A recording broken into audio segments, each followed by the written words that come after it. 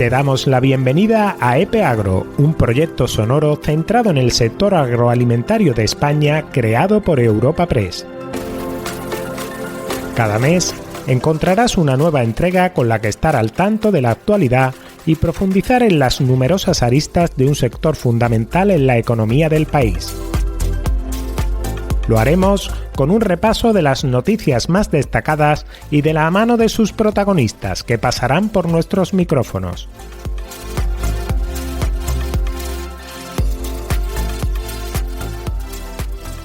Bienvenidos y bienvenidas a EPE Agro, el podcast de Europa Press sobre el sector agroalimentario español. Les invitamos a acompañarnos en este nuevo episodio. Les habla Paqui Cros. Y también Ana López. En los próximos minutos repasaremos las noticias más destacadas del mes de julio. También nos acercaremos a la producción del primer caviar ecológico del mundo y les invitaremos a disfrutar de una buena horchata. Pero antes nos detenemos en la grave emergencia que vuelve a asolar nuestro país, los incendios forestales. Atención a los datos. En lo que va de año ya se han quemado más de 172.000 hectáreas, una cifra devastadora que multiplica por 6 los registros del año pasado a estas alturas. Hablamos de decenas de grandes incendios que no solo devoran masa forestal de gran valor ambiental o fuerzan la evacuación de miles de personas. El fuego está asestando también un golpe directo a la línea de flotación de nuestras explotaciones agrícolas y ganaderas. Raúl de la Calle, secretario general del Colegio Oficial de Ingenieros Técnicos Forestales, y Jesús Fernández, del Colegio Oficial de Ingenieros de Montes, describen un escenario complejo. Estamos viviendo una situación verdaderamente dramática en nuestro país en estos momentos. Tenemos muchos grandes incendios activos y sobre todo tenemos en zonas muy concretas muchos incendios simultáneos, lo que supone que para los operativos de extinción una problemática adicional para intentar abordar todos estos incendios. La prioridad absoluta son las vidas humanas, el siguiente nivel son las infraestructuras y las viviendas y ya por último pues dejamos el medio natural. En estos casos además con una cantidad de materia vegetal muy seca que se encuentra en nuestros montes, pues las intensidades y la velocidad de propagación que estamos teniendo pues son muy importantes. El origen de todo esto tiene mucho que ver con el abandono rural. Hasta hace no tantos años pues todavía se hacía un aprovechamiento, se vivía mucho de la tierra, había mucha gente en nuestros núcleos rurales, entonces esto hacía que hubiera una actividad y por lo tanto que no hubiera tanta cantidad de combustible en nuestros montes. A día de hoy pues cada vez más se está centralizando la agricultura, se está industrializando todos los procesos, con lo cual es todo más intensivo, menos extensivo, y entonces hay menos gestión del territorio. Y las temperaturas altas lo que hacen es que la vegetación esté más estresada, o sea, estrés hídrico. Y además que la superficie de nuestra vegetación, aquello que está en contacto con el ambiente, pues también esté más seca. Entonces está más seca, el incendio lo que hace es no gastar energía evaporando agua y quemando directamente. Aunque la prioridad sigue siendo la extinción y aún es pronto para cuantificar los daños, las organizaciones profesionales agrarias, las OPAs, dan la voz de alarma. Hay una grave afección en pastos, cosechas, invernaderos y granjas. Con las llamas todavía activas, lo que más preocupa ahora en el campo es la situación del ganado que ha quedado aislado sin agua ni alimento. En el plano reivindicativo, las OPAs apuntan directamente a la política ambiental de las últimas décadas como uno de los desencadenantes de estos megaincendios. El sector exige un cambio de rumbo.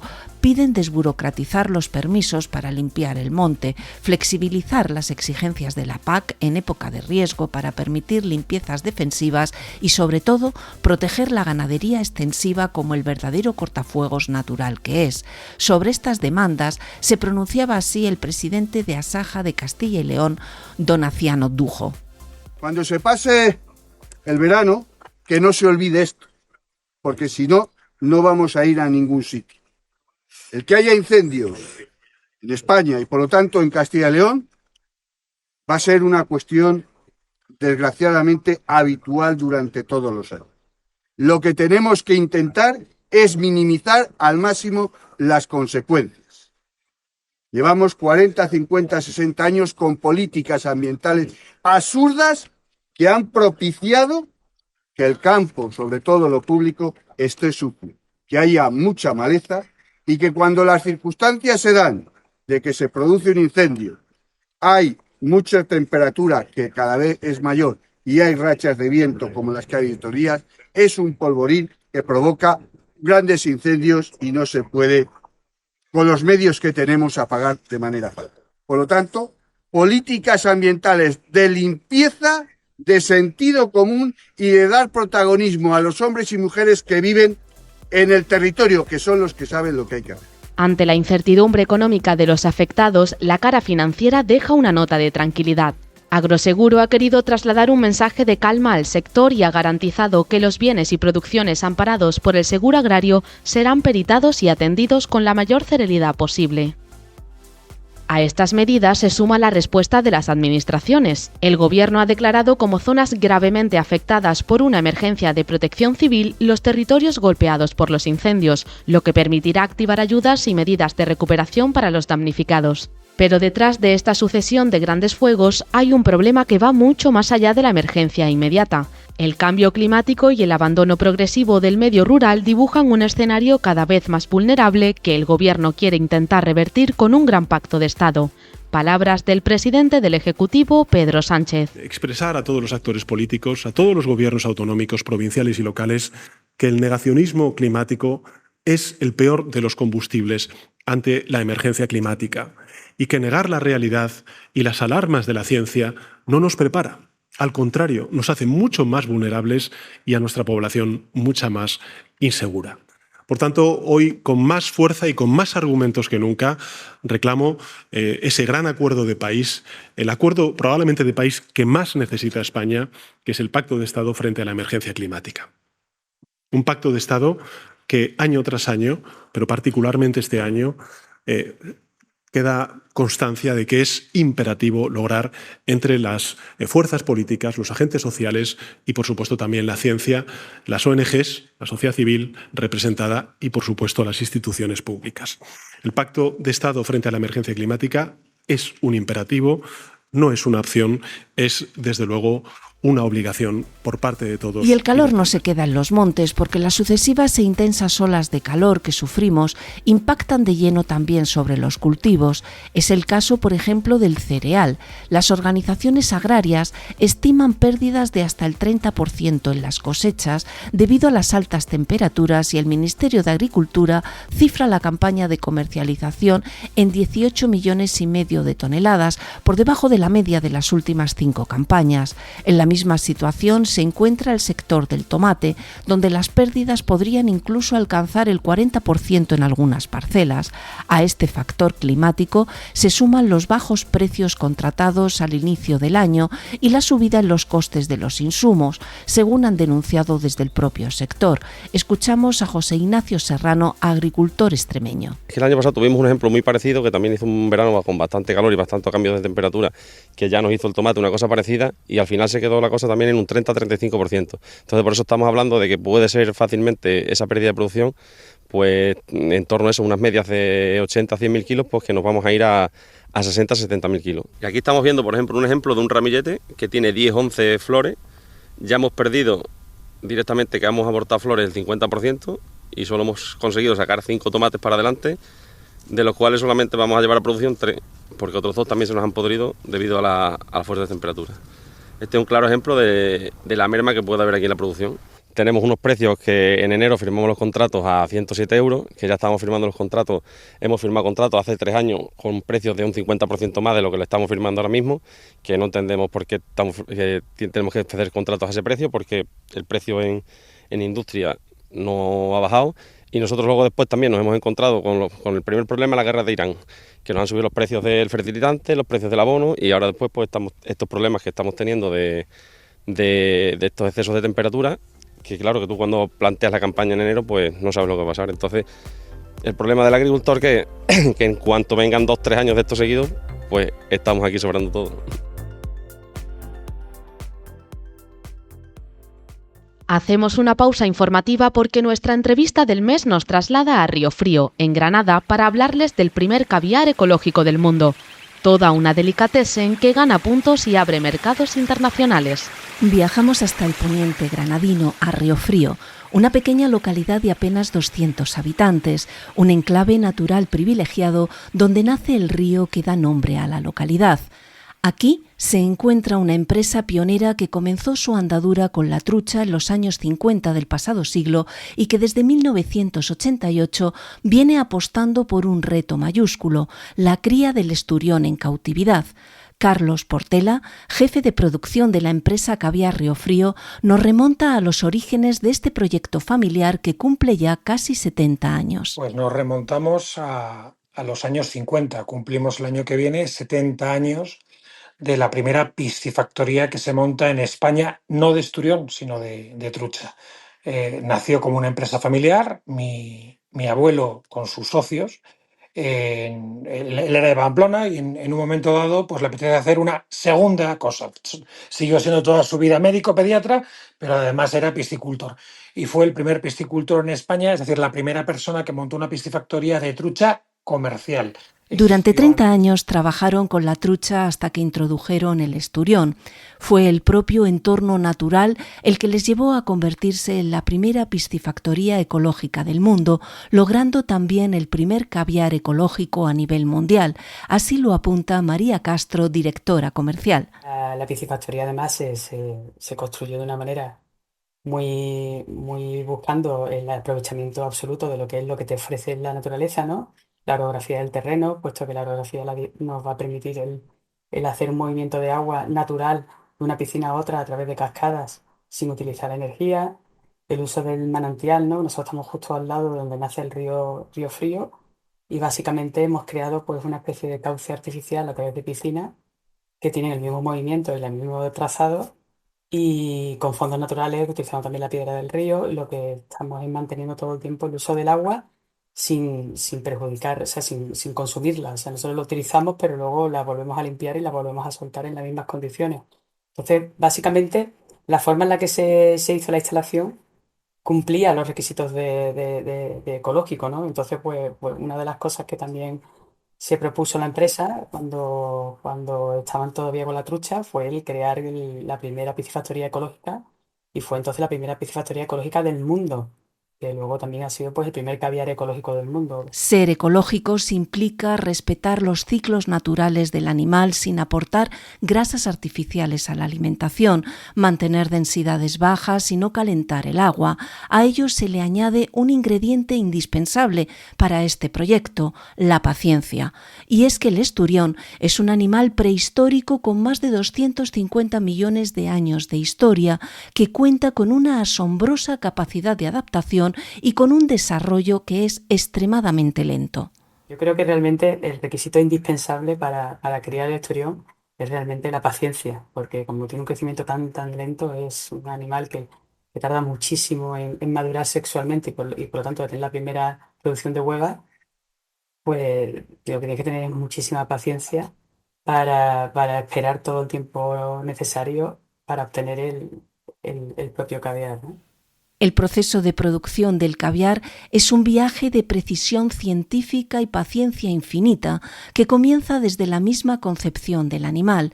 En Riofrío no compran ejemplares adultos, sino que realizan todo el ciclo vital en sus instalaciones mediante reproducción in vitro. Así se inicia esta asombrosa cadena de vida. Nosotros reproducimos nuestros propios esturiones desde cero, es decir, desde que son un huevo.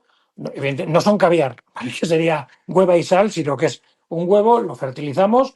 También, evidentemente, una buena lucha fue el conseguir todos estos procesos, así que criamos desde cero nuestros propios animales, es decir, nuestros propios machos y hembras, hacemos una reproducción en cautividad, un in vitro, básicamente, para poder reproducir. Con eso comenzamos la larga vida del esturión en naturaleza, pero en este caso voy a hablar en la piscifactoría, en la instalación. Así que tenemos un animal, un huevecillo, al que mezclamos esperma y mezclamos el huevecillo. Tenemos una fertilización, una mortalidad alta al principio, porque bueno, la fertilización no es ni mucho menos perfecta. Durante una semana tenemos un huevo ya fertilizado que eclosiona después de esa semana con muchísimos cuidados, vamos criando a ese animal, ese muy pequeñito animal, es decir, estamos hablando de un animal que tiene menos de 1 centímetro y que va poco a poco creciendo. Tras la eclosión, las larvas miden menos de 1 centímetro. Durante las primeras semanas, los alevines requieren un cuidado extremo y una limpieza constante de las pequeñas piscinas que los albergan. Al principio se les alimenta con alimento vivo, para luego ir introduciendo paulatinamente el pienso que los acompañará el resto de su vida. Además, a medida que crecen, se les va adaptando el espacio. Lo vamos alimentando al principio con alimento vivo, porque el esturión al principio necesita alimento vivo, y conforme el paso de las semanas vamos ya metiendo el primer pienso, que es lo que va a acompañar y alimentar al animal a lo largo de toda su vida. Al principio hay que ser muy cuidadosos, limpiar muchísimo las pequeñas piscinas en las que están, pero van poco a poco creciendo. Cuando ya son más grandes, vamos pasando de piscina, de una piscina muy pequeñita, ¿vale? Para entendernos, de una piscina que tiene 10 centímetros de agua de altura a una piscina que tiene medio metro de agua. Cuando va pasando un año y algo, pues lo metemos en una piscina mucho más grande, ya una piscina con 2 metros de profundidad y ya 25 metros de largo, es una piscina mucho más grande. Así que el principio es, hay que ser muy cuidadoso.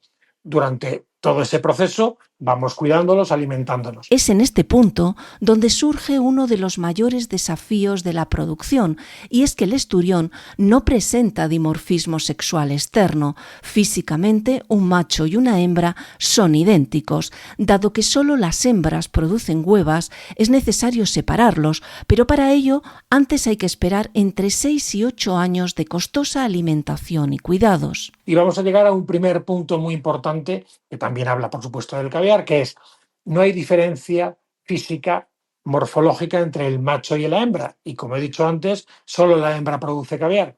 Así que yo quiero separar al macho y a la hembra. El macho va a ser carne, lo voy a aprovechar como carne, y la hembra, sin embargo, va a ser principalmente caviar. ¿Cuándo puedo ver si un animal es macho o es hembra? Pues puedo verlo a los 6, 8 años en nuestra crianza en ecológico, que vamos muy despacito. Puedo comprobar mediante una ecografía si ese animal es macho o es hembra. Porque, como digo, repito, no hay dimorfismo sexual externo, sino que tengo que ver con la ecografía, veo internamente si el órgano sexual es de macho o es de hembra. Eres macho, a la piscina te convertirás en filete. Eres hembra, te vas a la piscina de sigue creciendo para tener caviar. Nuestro trabajo principalmente, por tanto, como puedes ver, es hacer ecografías para ver cómo evoluciona la hembra sexualmente, cómo evolucionan las huevas en su interior. Así que a los 6-8 años, una primera vez para ver si eres macho o eres hembra, marcamos con un chip, con un nombre para entendernos, seguimos la historia, digamos, de crecimiento, la historia clínica, por decirlo de alguna manera, de esa hembra. ¿Cuándo va a estar el caviar básicamente preparado? Pues como he dicho antes, a los 16, 18 años. Por tanto, es un tiempo enorme el que necesita. Y siguiendo un poco al hilo de lo que hemos comentado antes, en nuestro proceso ecológico, donde el agua es fría, la naturaleza pues es esa, lenta. Si utilizásemos agua caliente, que no podríamos hacerlo en ecológico, pues podríamos ir más rápido. Pero nosotros lo que buscamos es la máxima calidad y, por tanto, que el caviar se vaya desarrollando despacito, siguiendo los ciclos naturales. Para realizar estas ecografías, los operarios deben meterse en las piscinas, sacar cuidadosamente a cada ejemplar, que pueden medir hasta más de 1 metro, y colocarlos en una camilla fuera del agua. Sorprendentemente, estos gigantes prehistóricos se calman al ser acariciados en el vientre durante el examen. María nos detalla este asombroso proceso manual. Sacar uno a uno de la piscina, porque el ecógrafo no lo puedes meter en el agua. Sacar uno a uno de la piscina, ponerlo en camilla, hacer la ecografía, volver a soltar. Cómo se calman, además, cuando lo pones en la camilla, cuando lo tocas el vientre. O sea, es increíble. Es un proceso tan manual, uno a uno, además, y luego que la hueva tiene que estar en su momento exacto de maduración, ni antes ni después. Además, el esturión posee una asombrosa resistencia física que facilita este manejo fuera del agua durante el proceso de la ecografía, un rasgo evolutivo que sorprende a los propios criadores. La capacidad que tiene una capacidad de adaptación increíble. O sea, es un animal que puede estar sin respirar hasta media hora fuera del agua. Nosotros hacemos la ecografía en minutos. pero realmente puede estar mucho tiempo. O sea, tiene una capacidad de adaptación increíble, pues bueno, ha sobrevivido 250 millones de años, o sea que es un animal prehistórico. Pero si el ejemplar es macho, se destina a la producción de carne de alta calidad. Alrededor del 50% de la producción son machos, a los que se alimenta y cuida durante unos 8 años, aunque lo que interesan son las hembras, pero aquí nada se desaprovecha. aquí hay un aprovechamiento absoluto de todo, pero nosotros, idealmente, realmente nosotros lo que producimos es caviar, ¿no? Y nos encantaría que todos fuesen hembras. Pero como nosotros trabajamos en ecológico, no podemos trabajar ni con animales transformados genéticamente, ni tampoco compramos los adultos, sino que hacemos todo el ciclo vital. Eso quiere decir que de la producción de alevines que tenemos, normalmente alrededor del 50% son machos, a los cuales tenemos que alimentar, cuidar, con todo el gasto que conlleva hasta que tienen, pues eso, unos 8 años de edad. Una vez que los distinguimos, pues se hace un aprovechamiento absoluto de esa carne porque son animales muy madurados, muy ejercitados, porque tienen piscinas muy grandes, con una densidad muy baja, con lo cual tienen muchísimo movimiento y tienen mucha calidad. Y se vende pues a restauración, a distintos restaurantes, a distintos clientes, sobre todo a los de la zona, porque nosotros queremos mantener ese flujo de turismo, ¿no? a la zona, y la economía depende mucho de ellos, ¿no? Entonces por eso se lo ofrecemos primero a ellos y que tengan algo especial que no hay en otros sitios. Y por último también lo confitamos y lo vendemos envasado en lata para que sea fácil de transportar y de consumir. Si el ejemplar es hembra, se le implanta un chip de seguimiento y regresa al agua para continuar su desarrollo durante una década más. En el caso del esturión autóctono del Mediterráneo, el Arcipenser nácari, conocido popularmente como sollo, la maduración de la hueva tarda de 16 a 18 años, pero en Riofrío también crían otras especies como el beluga, cuyas hembras tardan aún más en madurar. Realmente nosotros tenemos más especies aquí en Riofrío, tenemos también osetra y beluga. El osetra tiene un comportamiento parecido, pero el beluga, que es el esturión más grande que hay en el mundo, ¿no? Que bueno, pues que puede coger hasta los 1.500 kilos, estamos hablando de un animal enorme. Ese animal tiene un desarrollo más lento todavía, y las belugas hembras que están produciendo caviar en nuestras piscinas pues superan los 20 años. La cosecha se realiza principalmente en primavera, respetando el ciclo natural del animal. El momento de la extracción debe ser exacto. Si se pasa el punto óptimo de maduración, la propia hembra reabsorbe las huevas. Una vez extraída la hueva, el milagro del caviar se completa con un único y sencillo ingrediente: la sal. Carlos Portela nos detalla las 3 recetas que elaboran en Riofrío según la maduración. Convierte una hueva en caviar es algo tan sencillo como la sal. Extraemos la hueva, le ponemos la sal y a partir de allí realmente ya tenemos el caviar. En nuestro caso utilizamos varias recetas de caviar. Llamamos una receta Essence, en la que buscamos unos sabores muy suaves y un concepto muy de frescura, sería lo que realmente buscamos en la receta Essence, que va en vidrio. En la receta original, sin embargo, tenemos una pequeña maduración, siguen siendo hueva y sal, pero hay una pequeña maduración, que por tanto hay una oxidación y por tanto unos sabores un poquitín más fuertes. Y todavía tenemos una tercera receta a la que llamamos tradicional, que todavía tiene una maduración más intensa, y sí, en este caso usamos un conservante, por tanto es un producto que no vendemos como ecológico porque le hemos colocado un químico y esta no la podemos vender, por tanto, como un ecológico, que tiene unos sabores pues más fuertes. Al final tratamos de ser una empresa que nos adaptamos a lo que el cliente dice. Hemos sido históricamente una empresa innovadora y tratamos de seguir siéndolo. Buscamos nuevas maneras, nuevas recetas de hacer caviar. Es un esfuerzo titánico para un equipo de apenas 20 personas que trabajan en turnos las 24 horas del día para cuidar de los animales y vigilar que el agua fluya constantemente. Somos 20, pero trabajamos 24 horas al día. Piensa que una de las cosas que tenemos que hacer es cuidar a los animales también por la noche. Es decir, de nada sirve cerrar a las 6 de la tarde y decir: hola chicos, ya ahí os dejo.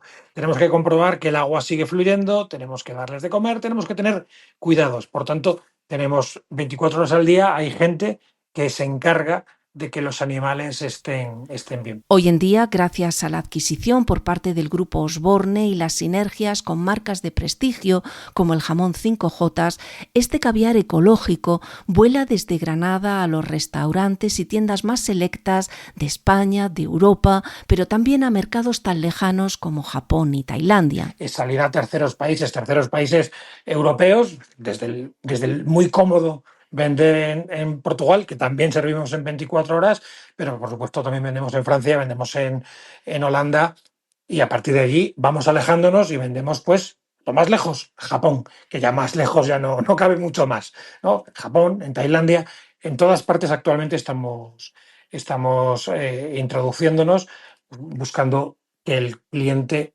y el caviar ecológico pues tiene un excelente futuro, y es un producto un poco diferente o mucho diferente, y tenemos la fortuna de que nos está abriendo mercado afuera. Todo ello en un mercado global complejo, dominado en más de un 60% por la producción masiva de China, donde a menudo se reenvasa el producto, dificultando al consumidor conocer su origen real, el cual solo se puede verificar descifrando el código del sello CITES obligatorio. María nos explica esta problemática del etiquetado. Normalmente siempre es de origen europeo porque tiene una certificación europea y al final pues te da más seguridad, ¿no? Es lo que tú conoces, ¿no? Cómo está regulado. Realmente el caviar se reenvasa, que es lo que tampoco sabe el consumidor. O sea, como al estar metido en la lista CITES, o sea, en la lista de especies protegidas, en el sello CITES te viene dónde se ha criado el animal, dónde se ha producido y dónde se ha envasado. Y la mayor parte, pues lo que te pone es CN, que es China, y luego te pone pues Bélgica, Francia, España, y en España hay muchos reenvasadores también. O sea, el caviar al final de la manipulación que tiene y el proceso que tiene, para un consumidor de calle le es más difícil saber exactamente su origen, su procedencia, y porque tiene que saber leer esa información que está en un código. A pesar de la competencia global, la producción de Riofrío es sumamente exclusiva y limitada, enfocada en la máxima calidad, con cifras anuales que demuestran el carácter artesanal de su cosecha. Entonces, nosotros, la producción del año pasado fue 1,5 toneladas. O sea que no estamos hablando de unas cantidades realmente pequeñas, vamos.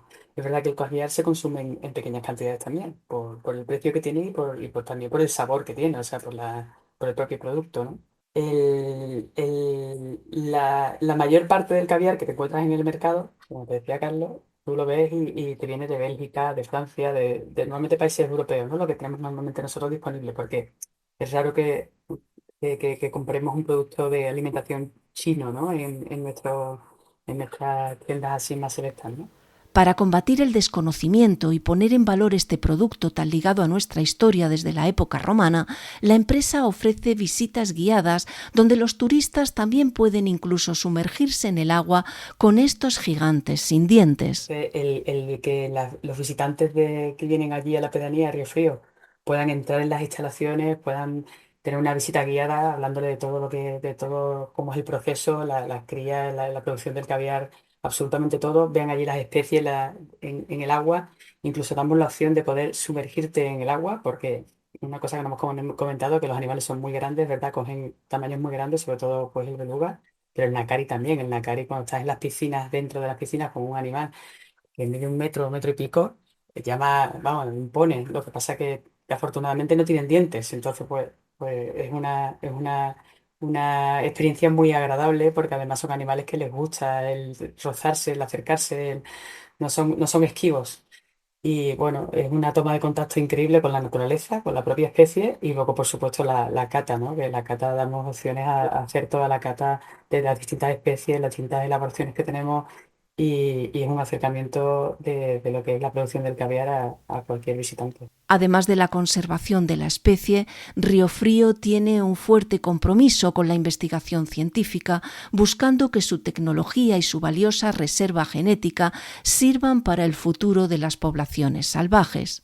Y bueno, seguimos innovando y seguimos intentando pues mantener esos avances que vamos haciendo a nivel de cría en cautividad, y también tenemos un interés en que todos estos conocimientos que estamos adquiriendo pues que puedan servir en el futuro para que si hay alguna intención alguna vez de ayudar a mejorar y ampliar las poblaciones salvajes a través de la cría en cautividad y la suelta, pues que nosotros tengamos esa información, esa tecnología y el reservorio, la reserva genética que tenemos en nuestras instalaciones, pues también pueda servir para ello.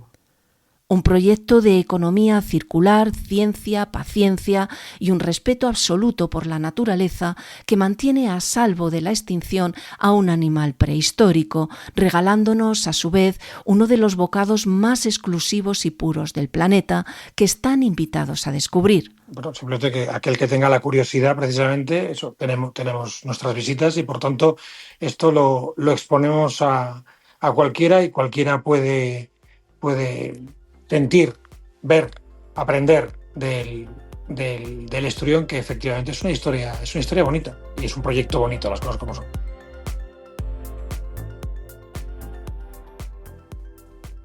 Retomamos la actualidad del mes y hablamos de fertilizantes. La Unión Europea ha aprobado un nuevo fondo con 540 millones de euros para compensar los elevados costes de la energía y los fertilizantes. El campo español resultará uno de los más beneficiados de este paquete europeo, al recibir 50,17 millones que deberán abonarse de manera efectiva antes del 28 de febrero de 2027. A nivel nacional, el Ministerio de Agricultura ha publicado el primer listado con 424.593 beneficiarios de las ayudas para la compra de fertilizantes aprobada por el Gobierno, a los que corresponden un montante total de 607 millones de euros. Las ayudas se han fijado en 92,5 euros por hectárea para cultivos de regadío y 38,33 euros por hectárea para secano. Este primer montante forma parte del Plan Estatal de Fertilizantes que se prevé que esté listo en el primer trimestre de 2027 y que cuenta con recursos, un calendario y medidas concretas para que España no solo produzca más y mejor, sino que también logre promover la soberanía alimentaria y la autonomía estratégica. El ministro de Agricultura, Luis Planas, señalaba en su presentación la importancia de hacerlo de una manera sostenible. Tenemos un reto ante nosotros, lo vimos con ocasión de la guerra de Ucrania, lo vimos en aquel momento cuando tuvimos de nuevo un momento difícil, complicado, para llevar adelante todo lo que se imponía la fertilización de nuestros campos, de nuestras explotaciones. Desde entonces, desde la guerra de Ucrania hasta final del año 25, el incremento medio de los fertilizantes ha sido de un 60% y después, con el inicio de lo que ocurre en Oriente Medio, pues se ha incrementado en más de un 30% todo lo desde final del mes de febrero. Por tanto, tenemos ante nosotros un reto muy importante. Con ocasión de Ucrania llegamos a abonar desde el Gobierno para compensar los costes adicionales 300 millones de euros que llegaron a 241.000 agricultores.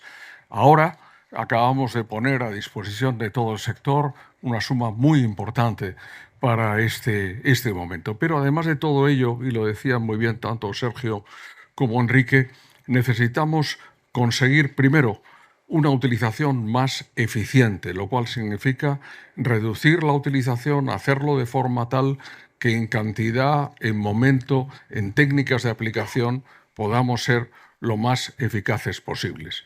Y me quedo con lo que decía también Enrique, es una de mis frases favoritas: no hay sostenibilidad si no hay rentabilidad, y efectivamente estaremos todos de acuerdo en que esa rentabilidad es la que nos da la garantía del futuro en la producción de alimentos en cantidad, pero también en calidad. Y de autoabastecerse a expandirse en el mercado exterior. La Interprofesional del Aceite de Oliva Español, a través de su marca global de promoción de aceites de oliva de España, ha presentado en Nueva York una campaña destinada al mercado de Estados Unidos. Contará con una inversión de 22 millones de euros para los próximos 3 años y llega en un momento crítico. Debido a las guerras comerciales internacionales y a la amenaza de aranceles, España ha cedido por un estrecho margen su tradicional liderazgo en el país norteamericano, tras caer sus exportaciones un 21,41% hasta mayo. Mientras se promociona el aceite de oliva español en Estados Unidos, las almazaras españolas han sacado ya al mercado más del 82% de su producción de la presente campaña. campaña. Esto, sumado a las buenas previsiones por la lluvia, ha provocado un desplome de los precios en origen, situando al virgen extra en el entorno de los 3,70 euros por kilo, un movimiento que ha encendido las alarmas de los agricultores que acusan a las grandes envasadoras de especular y frenar las compras nacionales importando aceite más barato de Túnez. Nos lo cuentan el secretario general de COAG Jaén y responsable de olivar de COAG Andalucía, Francisco Elvira, y el secretario general de UPA Andalucía, Jesús Cózar.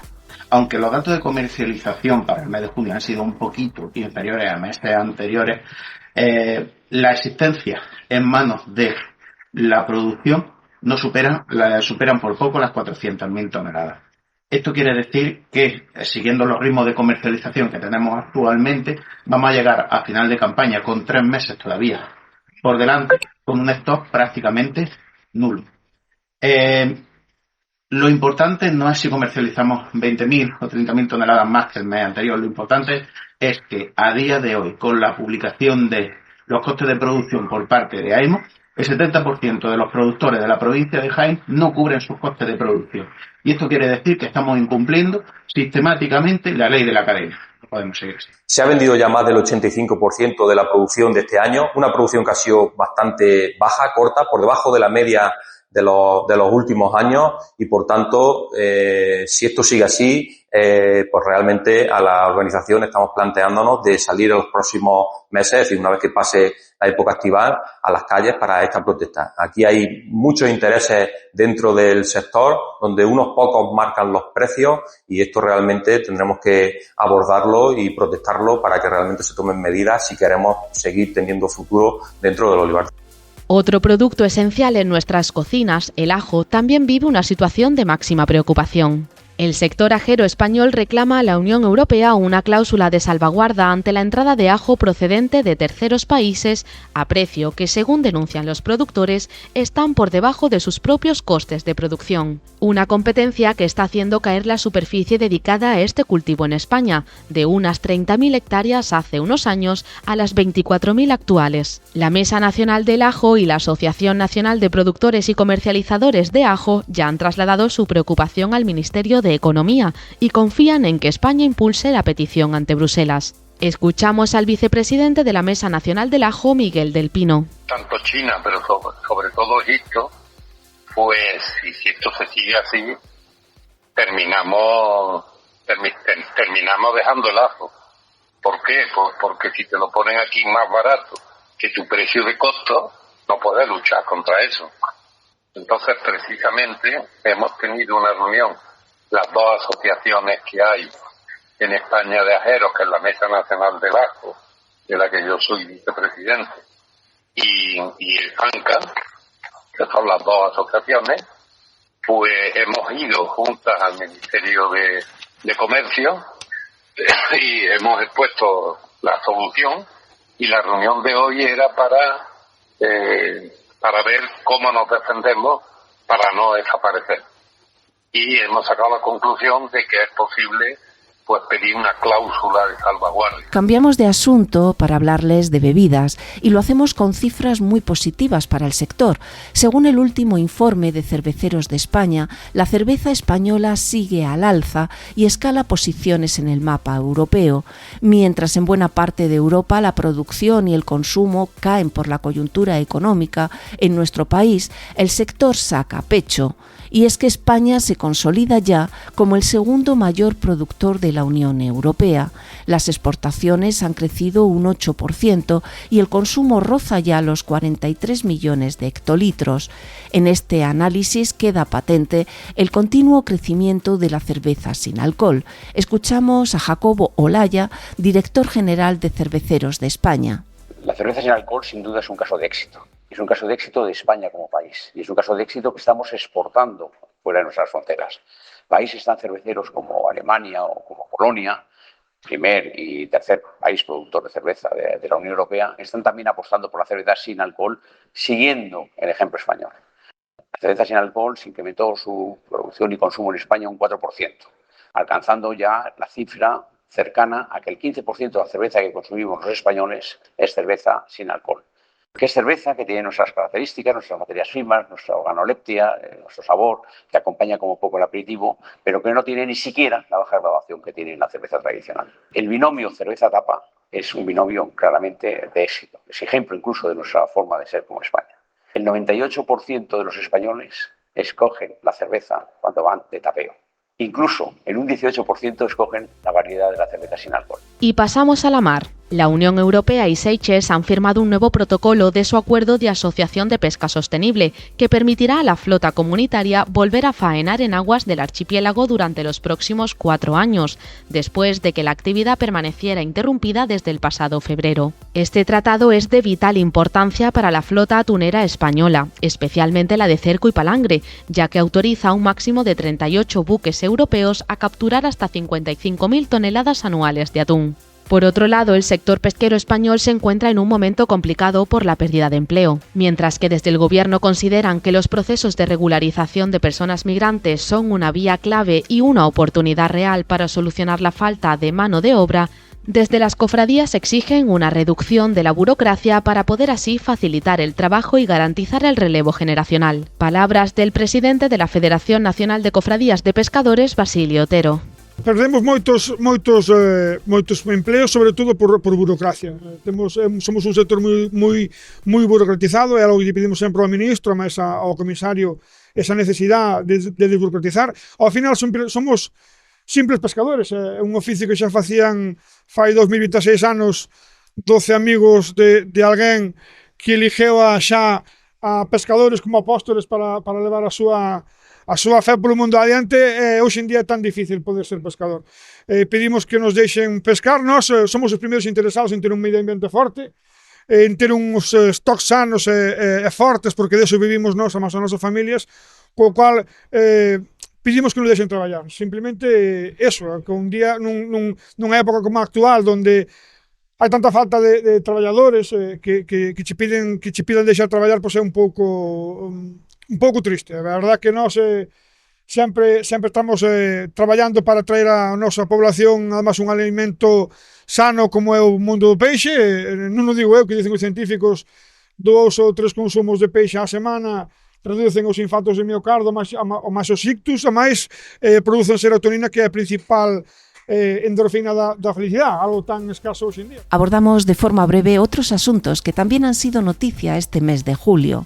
Un total de 563.095 agricultores y ganaderos han presentado la solicitud única de las ayudas de la Política Agraria Común, la PAC, correspondiente a la campaña 2026. Son un 3,3% menos de solicitantes que el año anterior y siguen la tendencia de menos número de explotaciones, pero de mayor dimensión, con más de 22,3 millones de hectáreas declaradas. Asturias prohibirá la pesca deportiva del salmón a partir de 2027 debido al declive histórico que sufre la especie tras registrarse la peor campaña de su historia con solo 108 capturas. La pesca se abrirá en cada cuenca únicamente hasta la captura del cammanu, es decir, el primer salmón de la temporada, y se mantendrán las extracciones autorizadas con fines de reproducción y repoblación. Con este paso, Asturias sigue la estela regulatoria de comunidades como Galicia, País Vasco y Navarra, mientras que Cantabria sopesa tomar el mismo rumbo tras capturar únicamente 3 ejemplares.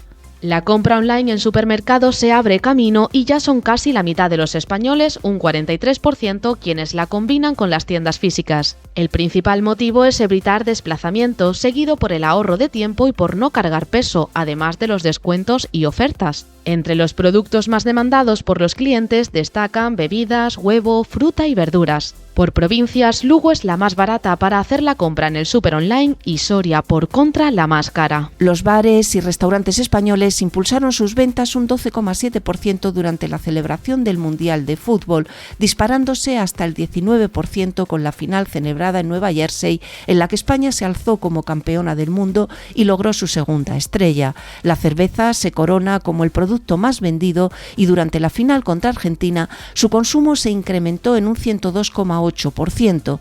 También crece el tinto de verano y en la parte gastronómica las raciones para compartir como las patatas bravas y la ensaladilla. Cerramos con un dato curioso y es que precisamente los jugadores españoles Gavi y Fabián han querido celebrar este título en su pueblo natal de Los Palacios y Villafranca, en Sevilla, donde han recibido un inusual regalo, su peso en tomates. En concreto, 68 y 84 kilos respectivamente de este producto emblemático del municipio, apodado popularmente en la zona como el bombón colorado debido a su gran sabor y prestigio.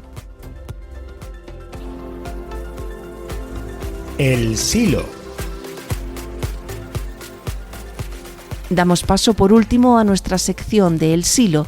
En esta ocasión nos acercamos hasta Alboraya, un municipio valenciano que es conocido por todos como la cuna mundial de la horchata por su relación histórica con el cultivo de la chufa, la calidad de su huerta y la tradición artesana transmitida de generación en generación. Una tradición que cada año se reivindica con la celebración del Día de la Horchata, una jornada en la que Alboraya ha repartido más de 1000 litros de esta bebida y en la que los horchateros artesanos ponen el foco en el valor de un producto que forma parte de la identidad y la cultura valencianas. Nos lo cuenta el presidente del gremio de horchateros artesanos de Alboraya, Daniel Tortajada. Alboraya no sería sin la horchata y la horchata no sería sin Alboraya.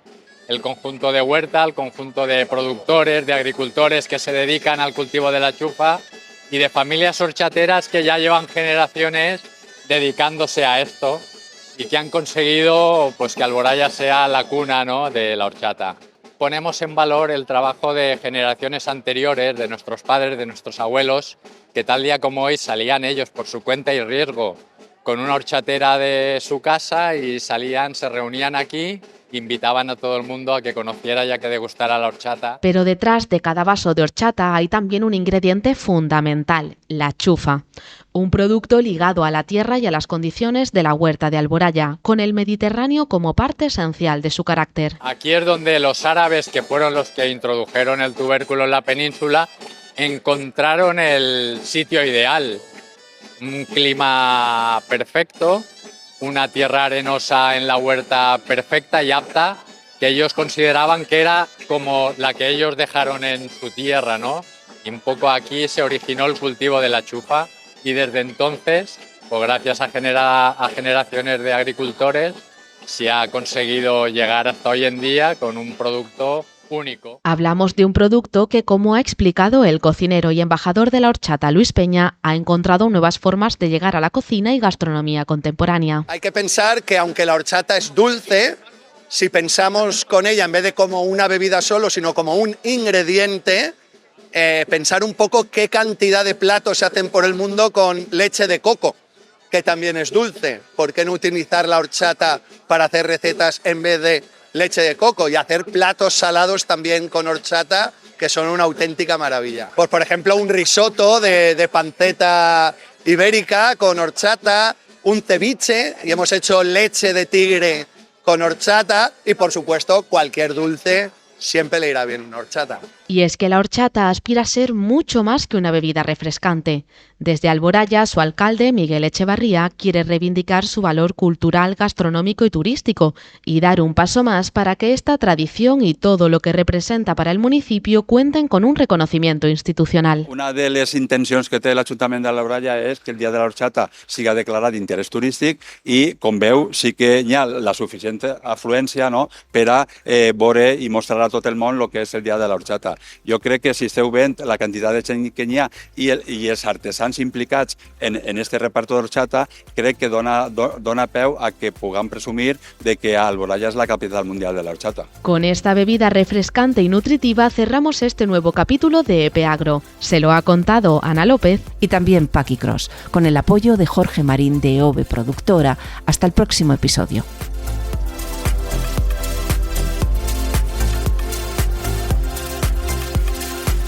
Puedes consultar toda la información sobre estas noticias en la descripción de este capítulo y a través de nuestra web europapress.es. Encontrarás un enlace para suscribirte a este podcast a través de tu aplicación preferida en europapress.es/podcast, donde también encontrarás el resto de programas de nuestro catálogo sonoro.